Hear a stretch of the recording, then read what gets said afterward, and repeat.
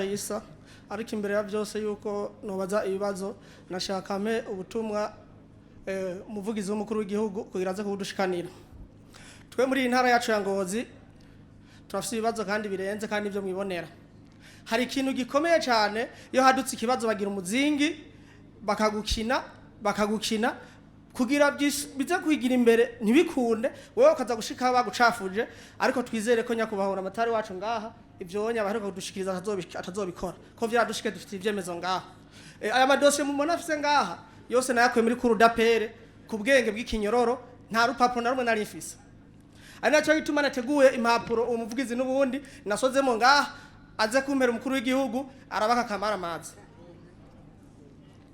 Hanyuma icyo nagomba kubaza ikibazo cya mbere cy'ama koperative ngaha mu vyegwa ndacerekeza ku mushikiranganje uburimyi n'ubworozi harimo n'ubutungane harimo n'umutekano.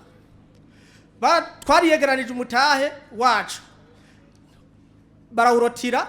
itariki 16 2019 ni vya kera ari wa muzingi ne twababwira kandi azi nyakubaha umuvugizi w'ubushikiranganje bw'umutekano twaravuganye keshi naho bitakunze ko hagira icyo mfashwa. Iyo koperative niba banywanyi 353 barubakiwe manyanja bararosa amafi n'inkoko ibyo byose byapakiwe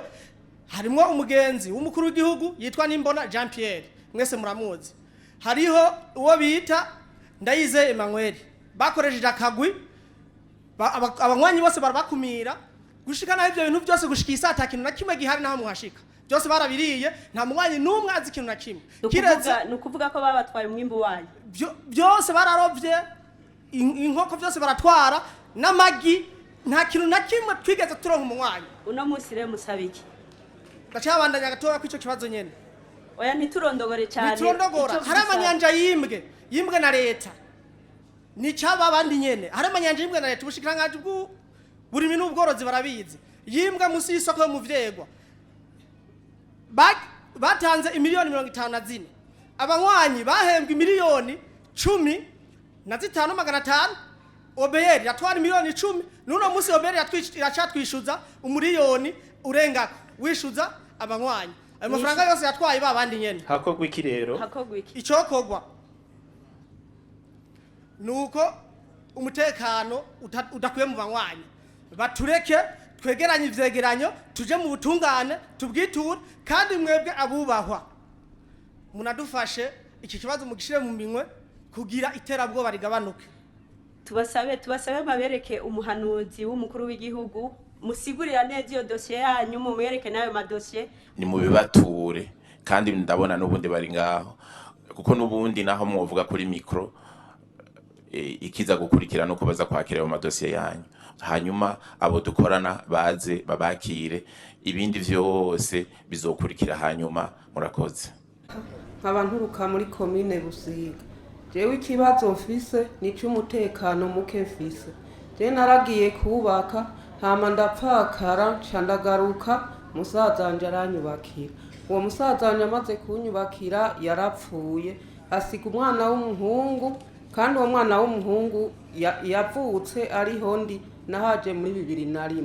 uwo mwana rero amaze gukura nyina akamugisha inama ati turagurisha itongo twirira kubera twavukana turi abakobwa 6 n'uwo muhungu umwe ngo ubwo bukobwa nta jambo bufise burya rero twaramwitwariye